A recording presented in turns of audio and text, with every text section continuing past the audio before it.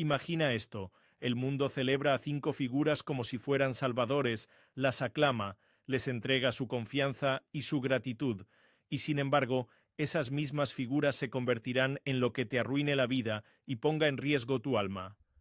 Al mismo tiempo, 2 personajes que el mundo desprecia serán los que, contra toda expectativa, traerán salvación y esperanza a un remanente fiel.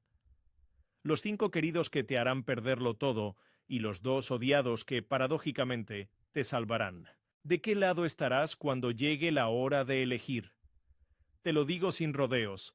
Esta no es una ficción moral ni una simple metáfora. La escritura que hemos leído durante siglos señala una secuencia clara de actores en los tiempos finales. Si tienes fe, escucha con cuidado. Si buscas respuestas, permanece abierto. Voy a presentarte a esas 7 figuras, quiénes son, cómo reconocerlas cuando aparezcan y qué decisión práctica exige cada encuentro. No hablo de teorías sueltas, sino de indicios y signos que la propia Escritura nos entrega. Daniel, los Evangelios y, sobre todo, Apocalipsis. Y sí, lo haré en lenguaje directo, como lo haría un pastor que ha visto esas páginas y no puede callar. Antes de entrar en nombres y rostros, pongamos el marco. La cronología que solemos manejar en este enfoque es literal, una semana profética compuesta por 7 años, dividida a mitad de la semana por un punto de quiebre. En términos que aparecen en las Escrituras, 7 años totales, 1260 días de ministerio intenso para ciertos protagonistas, la mitad de la semana, 3,5 años cuando ocurren acontecimientos decisivos. No estoy marcando calendarios humanos ni afirmando que sepamos la fecha. Expongo cómo el relato escatológico organiza los eventos para que podamos interpretar señales cuando surjan. Visualiza esto como un mapa. Hay señales tempranas, un auge de paz aparente, una traición a la verdad, y luego la imposición violenta de una lealtad que dividirá a la humanidad. Si estas palabras te inquietan y sientes el llamado a estar alerta, escribe hoy en los comentarios.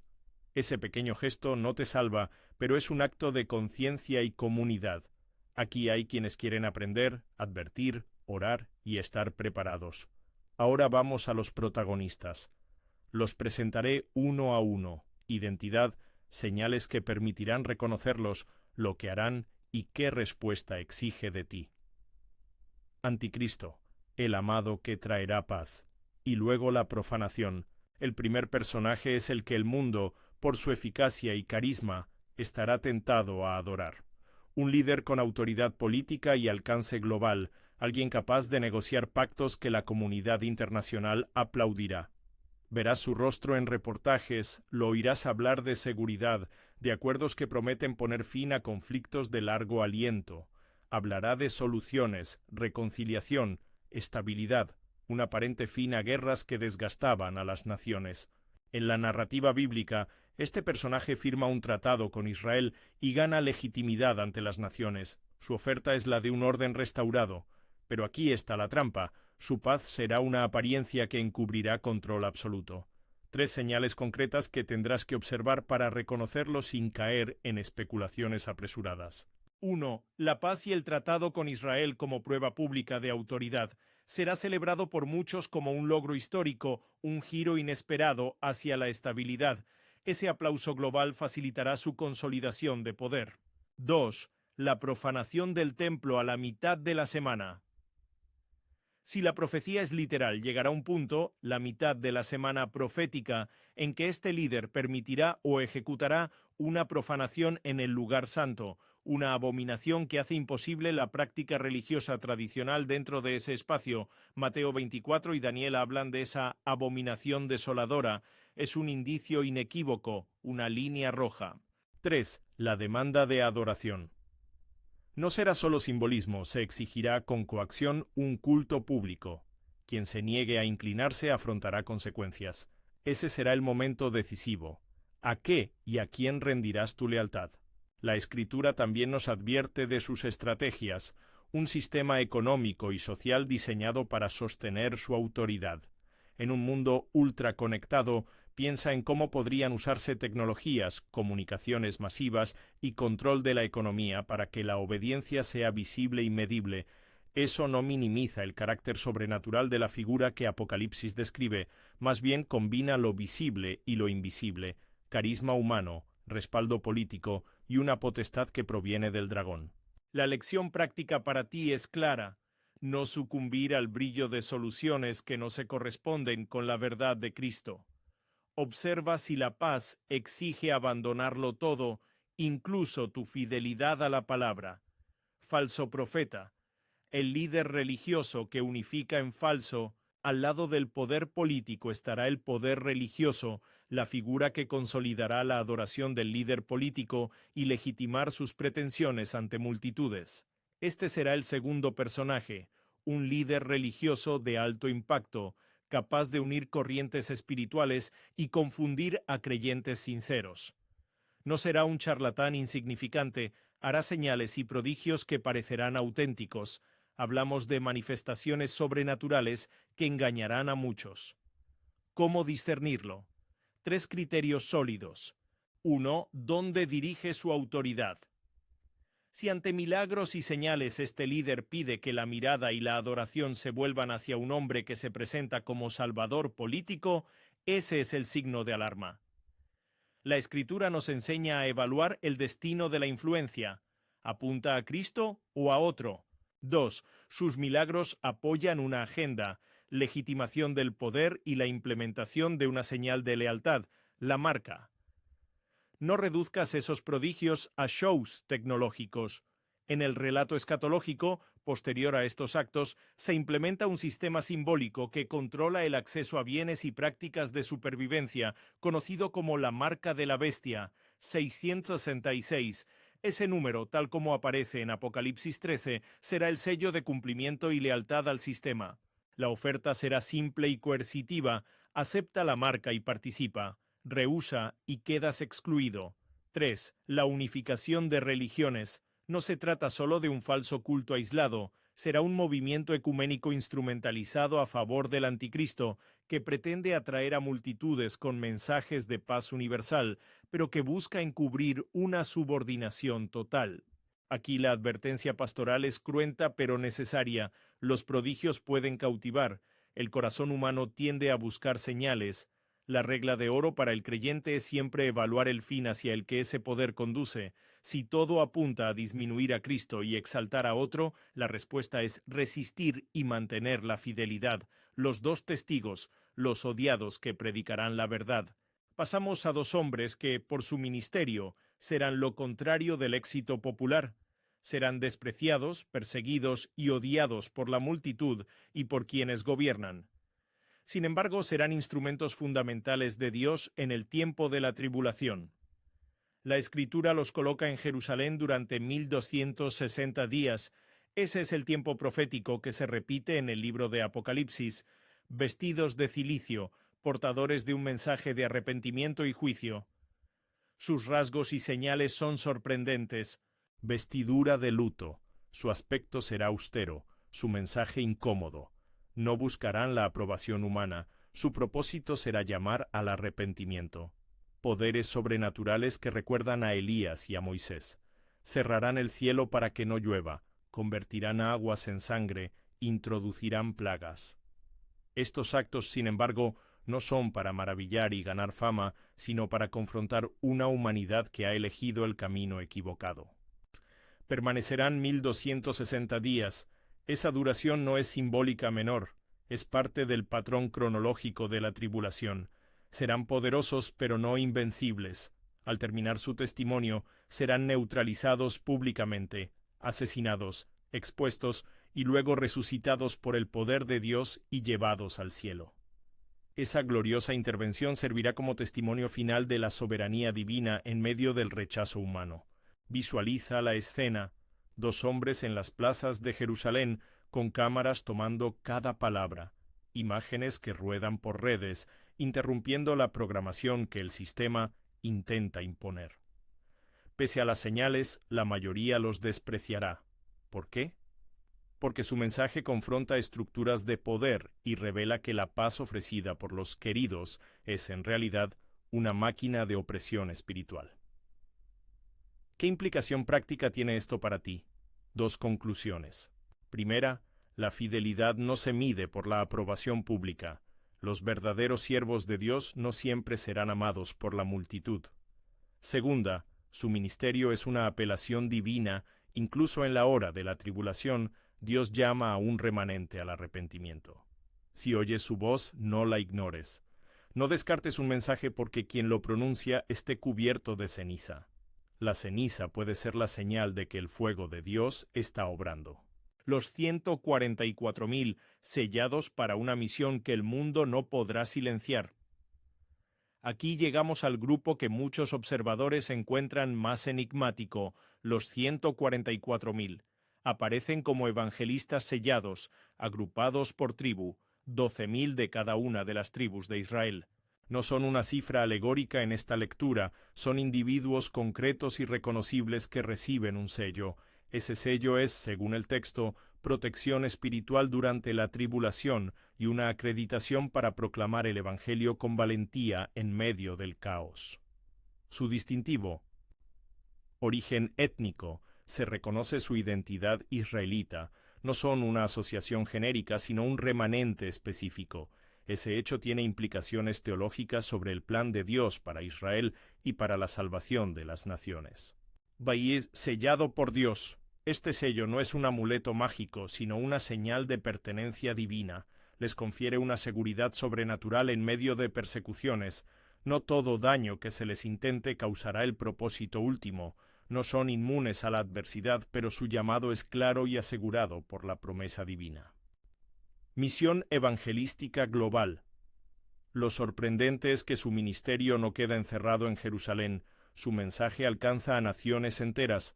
A pesar del control mundial y de los intentos por silenciar a quienes predican el Evangelio, estos hombres y mujeres traen testimonios que despiertan conciencias. Visualicemos, en ciudades donde la censura y la vigilancia son extremas, emergen voces en hebreo, en arameo, en distintos dialectos, proclamando el nombre de Jesús y llamando a un cambio de vida.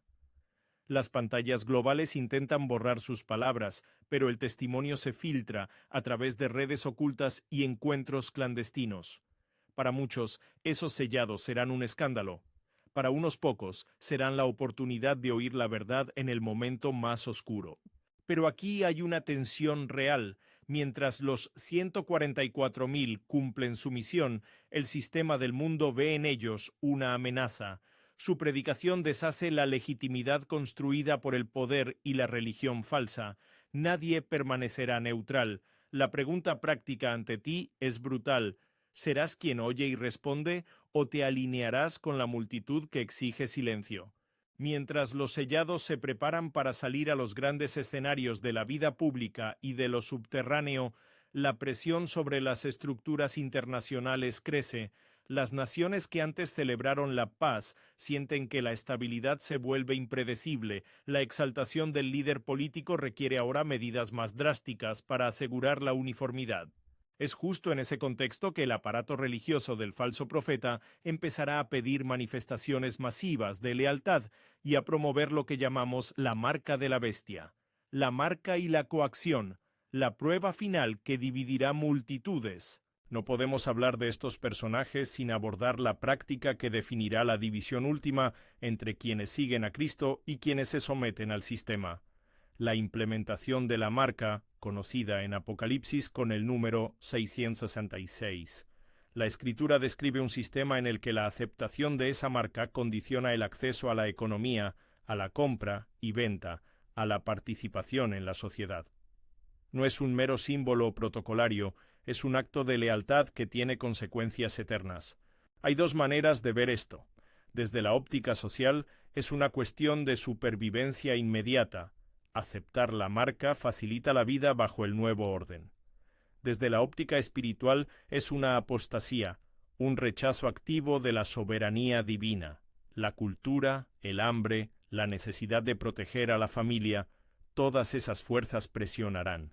Pero la llamada de las Escrituras es la misma que la de los profetas. elegir a quién servir. Si rindes la primera obediencia a otro que no sea Cristo, te expones a perder lo que más importa. La historia práctica que debemos imaginar no es solo un acto de fe abstracto. Habrá familias divididas, empleos condicionados, controles de acceso que harán visibles las lealtades. La mitad de la semana, ese punto decisivo, será cuando muchos tendrán que mostrar públicamente a quién adoran. Pero también habrá señales de esperanza. Si los 2 testigos son despreciados, si los 144.000 proclaman la verdad, si hay quienes se niegan a aceptar la marca, entonces Dios sigue obrando. El conflicto no es entre Dios y algunos hombres, es entre la verdad y el engaño, y Dios tiene herramientas, como los 2 testigos y el sello de los 144.000, para dar testimonio incluso en la tribulación. No es un escenario de derrota inevitable para los que aman a Cristo, es una hora de prueba que purifica y revela. Al amanecer de la mitad de la semana, el mundo verá cómo la ingeniería del poder y la religión intentan cerrar filas. Las economías se reorganizarán, los medios intensificarán la propaganda, las legislaciones impondrán medidas y las voces que se alzan contra el sistema serán silenciadas o criminalizadas. En ese ambiente, la fe se vuelve una postura pública de riesgo. ¿Qué hacemos ahora? ¿Cómo vivir hoy? Te hablo como pastor y como quien ha leído y meditado estas páginas. La preparación espiritual es práctica. No hablo de acumular bienes ni de esconderse en búnkeres. Hablo de arrepentimiento, de una fe arraigada en Cristo, de una vida de oración y lectura bíblica que haga firme tu conciencia.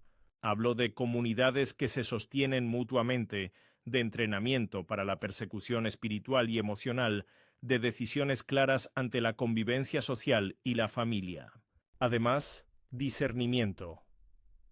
No todo líder carismático es señal del anticristo, ni todo milagro es de Dios. Observa dónde apuntan los frutos y la adoración. Evalúa si las señales que acompañan a un líder reducen la centralidad de Cristo o la exaltan. Si te piden que te sometas al sistema a cambio de seguridad, recuerda que la seguridad absoluta no es de este mundo. Y si oyes a alguien que predica arrepentimiento con ceniza en su rostro, escucha. He hablado de 5 figuras que el mundo amará y que, por su influencia, te pondrán a prueba. He presentado al anticristo, al falso profeta, a los 2 testigos y a los 144.000. Pero la historia que sigue complica aún más el drama. El dragón, el adversario cósmico, estará activo detrás de estas figuras, y un poder celestial, el arcángel Miguel, se levantará en defensa del remanente de Israel. Esos 2 personajes, el que todo lo corrompe y el que defiende la verdad, completan la panorámica de las 7 figuras proféticas. Su entrada en escena determina el crescendo de la tribulación. Y sin embargo, antes de entrar en ese clímax, déjame detenerme en una imagen. Los 144.000 terminan de recibir su sello. Enviados a proclamar, se dispersan por ciudades donde la vigilancia es constante. Se organizan encuentros clandestinos en sótanos, en casas, en plazas. Cada palabra suya es interceptada por ojos que no entienden el lenguaje del arrepentimiento. Las cadenas de información tratan de borrarlos. El mundo, que todavía celebra a los queridos, comienza a notar que la propaganda ya no controla todas las conciencias. Y ahí es donde la tensión se vuelve insoportable. Cuando los sellados pisan la calle y los testigos alzan su voz desde Jerusalén, hay momentos en que la multitud se divide en 1000 manos. Algunos aplauden la estabilidad que se ha ofrecido, otros buscan la verdad con desesperación. La decisión personal que cada historia exigirá será radical: aceptar la marca y vivir bajo seguridad temporal, o negarla y arriesgarlo todo por fidelidad a Cristo. En medio de esa fractura se escuchará un clamor que divide las edades y las culturas. ¿A quién servirás? Es una pregunta que no se responde con teorías ni con seguridad social, sino con la actitud del corazón. Y aunque la tensión sube, no todo está perdido para aquellos que se vuelven ahora mismo hacia Jesús. La historia de la gracia no se agota antes del clímax. Hay testimonios de conversión en los lugares más oscuros. Justo cuando los sellados comienzan su avance y los testigos intensifican su llamado, algo más se pone en movimiento. La maquinaria del poder acelera, buscando consolidar la adoración y la marca. Las plazas que antes celebraban ahora piden gestos de lealtad pública, y en los centros de decisión se traman leyes que harán de la elección una necesidad cotidiana. Será entonces cuando la realidad espiritual choca con la conveniencia humana y la elección se revela en actos concretos. Es una hora de prueba que exige respuesta. No basta con conocer los nombres y las señales. Hay que decidir. Y esa decisión se toma hoy en el corazón antes de que las circunstancias la exijan públicamente. La libertad que ofrece Cristo no se compra con comodidad, se sostiene en obediencia. Cierro este tramo de la explicación con una imagen que no es cómoda. Imagina una plaza emblemática, una ciudad global, donde las pantallas gigantes proyectan al líder que el mundo ama, mientras a pocos metros un grupo pequeño proclama el nombre de Jesús. Las cámaras lo registran todo, las redes se polarizan, las autoridades piden conformidad. En ese choque de multitudes se define la historia de muchas almas. ¿En qué bando estarás cuando las cámaras te apunten? La tensión está allí. Los queridos que destruyen parecen ascender sin resistencia. Los odiados que salvan están en las periferias. La decisión que la Escritura plantea es personal y trascendente. Y no se trata solo de un acto de valentía externa, sino de una fidelidad construida en el alma. La tensión en esa plaza no se disuelve por las sirenas ni por los zumbidos de los drones. Se vuelve eléctrica, y en ese instante el relato bíblico incorpora a dos protagonistas que no son meras máscaras políticas ni líderes humanos: el dragón y el arcángel Miguel. Si entendemos bien su papel, la escena adquiere una gravedad sobrenatural que explica por qué la batalla final no es solo geopolítica, sino espiritual. El dragón no es una metáfora suave, es la fuerza detrás del engaño que alimenta a los 5 queridos. En la lectura literal que seguimos, Satanás actúa como agente que entrega poder y autoridad al líder político, que a su vez construye la estructura de control y adoración. Lo verás operando por medio de engaños, amplifica la apariencia de éxito, promueve atajos morales y suscita una cultura dispuesta a sacrificar principios a cambio de estabilidad. Su estrategia es simple y eficaz: ofrecer una solución que parece buena y legítima, mientras borra la conciencia de la gente con promesas y placeres temporales. No subestimemos su astucia. La Escritura lo describe como acusador, seductor, imitador del orden divino. Él busca pervertir el culto para que la criatura disuelva la referencia al Creador. ¿Dónde reconocerás al dragón? No siempre vendrá con cuernos. Lo más común es que su acción se revele detrás de logros que la prensa y las pantallas celebran.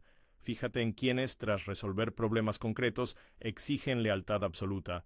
Observa los sistemas que construyen dependencias materiales, tecnológicas y culturales.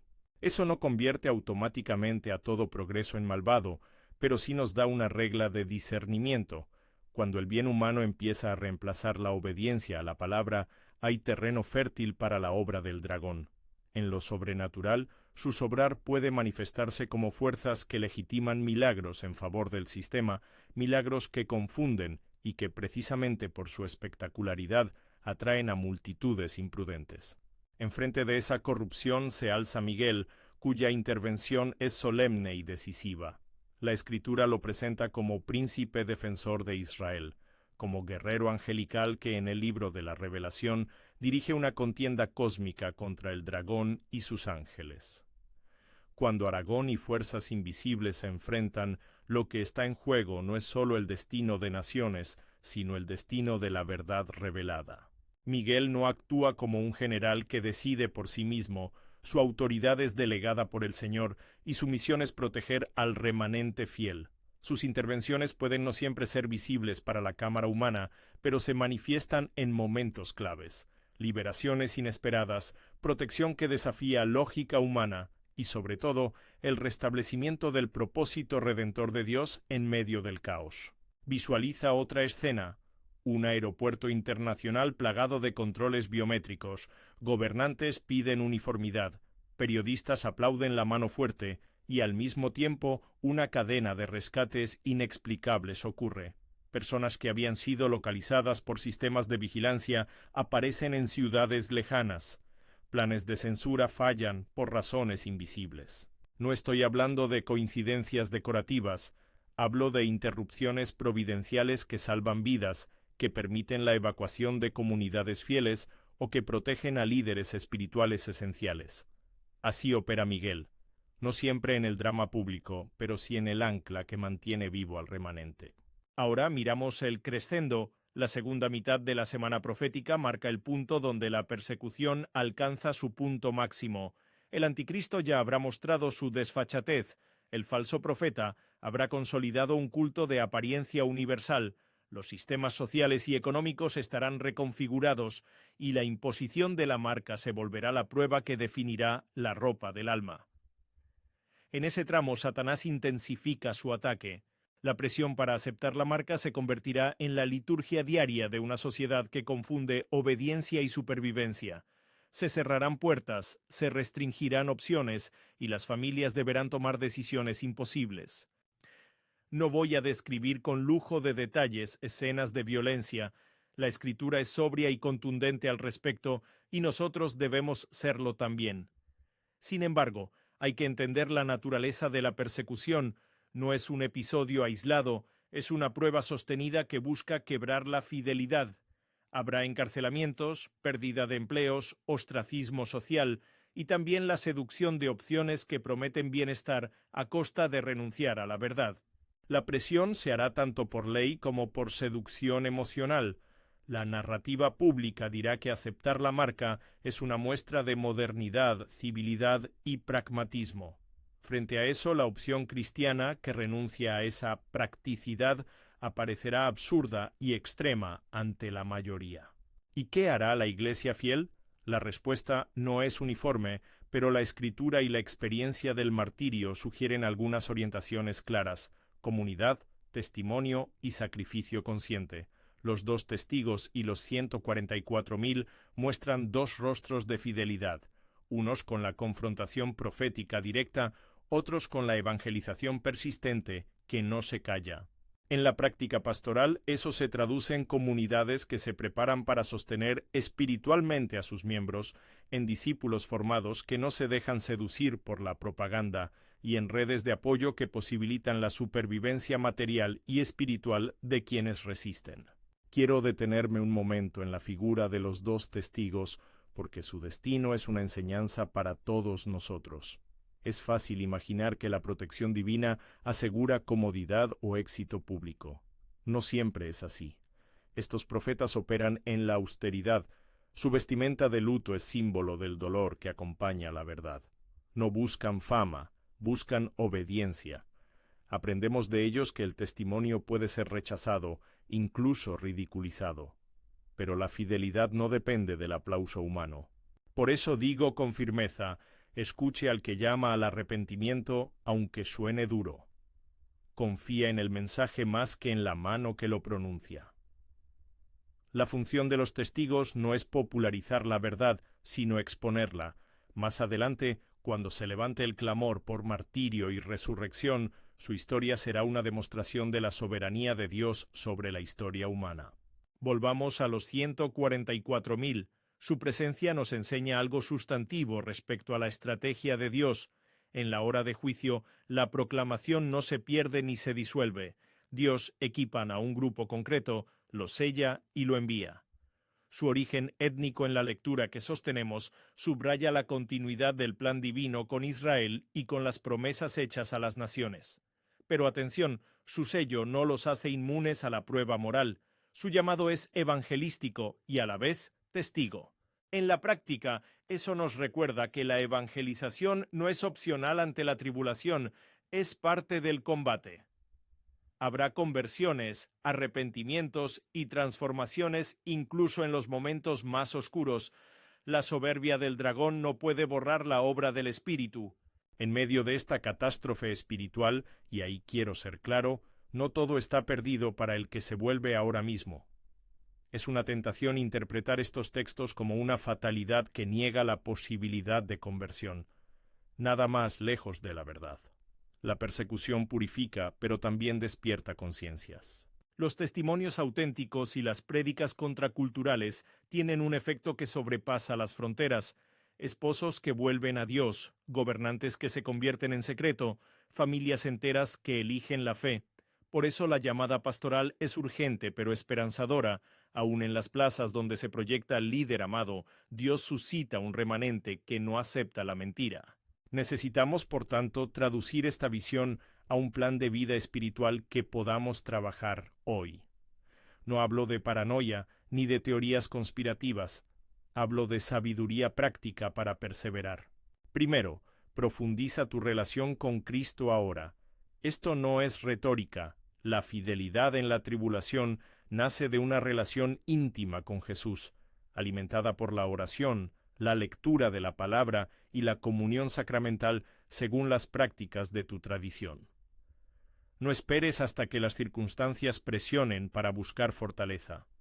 Construye una vida de intimidad con Dios que soporte la prueba. Segundo, forma comunidad. El aislamiento es una debilidad que los sistemas del mundo explotan. Reúnete con otros creyentes no solo para confort, sino para entrenamiento y organización práctica, compartir recursos, prácticas de seguridad, redes de información y, sobre todo, sostén espiritual mutuo. Esa comunidad será tu iglesia visible cuando la cultura te empuje al margen. Tercero, cultiva discernimiento. Aprender a distinguir milagros auténticos de señales engañosas no es solo teórico, es esencial. Un buen criterio pastoral es observar el objetivo del milagro. ¿Glorifica a Cristo y conduce al arrepentimiento o apunta a la consolidación de poder humano? ¿Invita a la dependencia de Dios o a la dependencia del sistema? Desarrollar esa sensibilidad exige formación bíblica y práctica en el espíritu crítico, no en el escepticismo que endurece el corazón. Cuarto, prepara tu familia. Habla en casa sobre principios no negociables.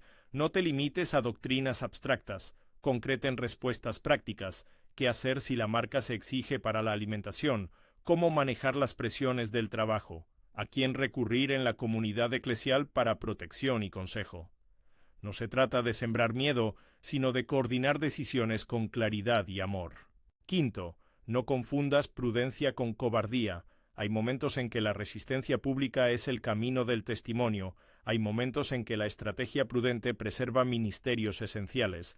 La sabiduría pastoral no rechaza la cautela, la integra con valentía.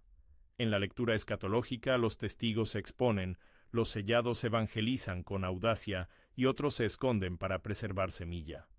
La Iglesia necesita todos esos perfiles. Permíteme ilustrar con 2 testimonios breves que no son referencias históricas, sino situaciones plausibles que ayudan a ver el dilema humano. María es una enfermera que trabaja en una clínica comunitaria. En un momento de crisis, le ofrecen la marca para poder acceder a suministros médicos y mantener su unidad funcionando. Su elección fue dolorosa. Renunciar a la marca le habría costado el puesto y la capacidad de ayudar a pacientes vulnerables. María, tras noches de oración y discusión en su grupo de fe, decidió no tomar la marca públicamente. Organizó una red de ayuda local que funcionó al margen del sistema, compartiendo recursos y solidaridad con otros en la misma situación. No fue una decisión heroica en la tribuna, fue sacrificada y práctica, y permitió salvar vidas sin comprometer la fidelidad. En contraste, Andrés era un líder comunitario con acceso a medios y contactos. Ante la posibilidad de conservar influencia a costa de complacer al sistema, cedió y promocionó la lealtad al líder amado. Sus palabras se convirtieron en mensaje que la multitud recibió como legítima. Con el tiempo, su conciencia se debilitó. Cuando la tribulación lo tocó personalmente, pagó un precio alto, perdió credibilidad espiritual y enfrentó un proceso de arrepentimiento largo y doloroso. Estas historias no simplifican el drama moral, pero muestran que las decisiones tienen consecuencias reales y prolongadas. Sigamos mirando el final de la historia profética que la Escritura y nuestra lectura literal presentan. Tras la consolidación del poder del anticristo y la persecución encendida por el dragón, viene la intervención decisiva, el retorno de Cristo. Apocalipsis describe la venida del Señor como un acto público y visible, con autoridad y justicia. En ese día los sistemas humanos quedarán expuestos y la soberanía divina se manifestará de forma culminante. No es un detalle menor. La esperanza cristiana no es escapismo, es la certeza de que la historia tiene un final justo. Las figuras odiadas que protegieron al remanente, los 2 testigos, los 144.000 y la intervención de Miguel, forman parte de ese desenlace redentor. La justicia de Dios no olvida el martirio ni la fidelidad. Él restaura, juzga y renueva. ¿Qué significa esto para tu vida ahora? Significa que la decisión presente tiene consecuencias eternas, no es una presión fatalista que busca aterrorizar, es una invitación a alinear tu vida con la verdad que trasciende la temporalidad. Si hoy eliges la comodidad y la admisión al sistema del dragón porque promete seguridad temporal, estás apostando por un beneficio efímero. Si eliges a Cristo, aunque la senda sea más estrecha, participas de una historia que culmina en justicia y restauración. La invitación pastoral es clara. Responde ahora con arrepentimiento y fe consciente. No puedo ocultar la dureza de esta convocatoria. Elegir a Cristo puede implicar pérdidas aquí y ahora, pero también implica una pertenencia que ninguna marca puede dar. La filiación con el Hijo de Dios, el sello del Espíritu, la promesa de la vida eterna. Para el cristiano, esta no es una apuesta irracional, es la última lucidez de quien ha contemplado el rostro de Dios y ha decidido no intercambiarlo por la ilusión de un mundo seguro fuera de él. Antes de concluir, quiero devolver el hilo del título que te trajo hasta aquí. Los 5 queridos que te harán perderlo todo. 2. Odiados que cambiarán tu destino. ¿Por qué este contraste es tan deliberado? Porque revela la lógica del reino de Dios frente a la lógica del mundo. El mundo honra lo práctico y brillante, Dios honra lo fiel y desgarrado. Lo amado por las masas puede ser un instrumento de destrucción espiritual. Lo odiado por la multitud, es decir, lo que dificulta el placer inmediato, lo que exige renuncia, puede ser la vía de salvación. Reconocer esa inversión de valores es crucial para estar preparado. Reitero, no se trata de una teoría conspirativa para alimentar el miedo, se trata de una advertencia bíblica para orientar la vida. La llamada es pastoral, prepárate en carácter y en comunidad, no para ganar poder, sino para sostener testimonio. La meta no es el triunfo humano, sino la fidelidad a Cristo. La meta es que, cuando las cámaras apunten, tu respuesta sea coherente con la palabra. Quiero terminar con una exhortación práctica y con una invitación. Exhortación. Si estás inquieto al escuchar esto, no laces en la duda. No te limites a acumular información sin que tu corazón se transforme. Arrepiéntete hoy. Vuelve a Jesús. Fortalece tu vida de oración. Únete a una comunidad de fe que te edifique y que te confronte con amor. Vive con discernimiento. No conviertas el conocimiento escatológico en instrumento de orgullo, sino en motivo de humildad y servicio. La finalidad de este conocimiento es que tu vida se alinee con el Señor antes de que la prueba lo exija.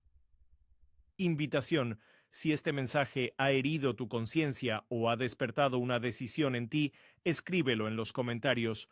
Si ahora tomas la decisión de seguir a Cristo con sinceridad y quieres declararlo, deja un testimonio breve para que esta comunidad lo vea y ore contigo. También te animo a ver el próximo video donde profundizamos en las señales concretas del anticristo y en cómo discernir los prodigios falsos de las obras del Espíritu.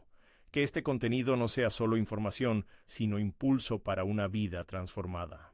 Termino con una palabra de consuelo. El Señor no nos abandona en la tribulación. Aunque muchos de los que Él envía sean despreciados por el mundo, Dios honra la fidelidad y protege al remanente. Él suscita testigos, sella a su pueblo y envía auxilio desde los lugares más inesperados. No te fíes de la multitud, fíate del Señor. Decide hoy, mantente firme y prepárate con sabiduría. Si has decidido seguir a Jesús ahora, compártelo en los comentarios y busca el siguiente video para seguir aprendiendo. Que la paz del Señor, que supera todo entendimiento, guarde tu corazón y oriente tus pasos hacia la fidelidad.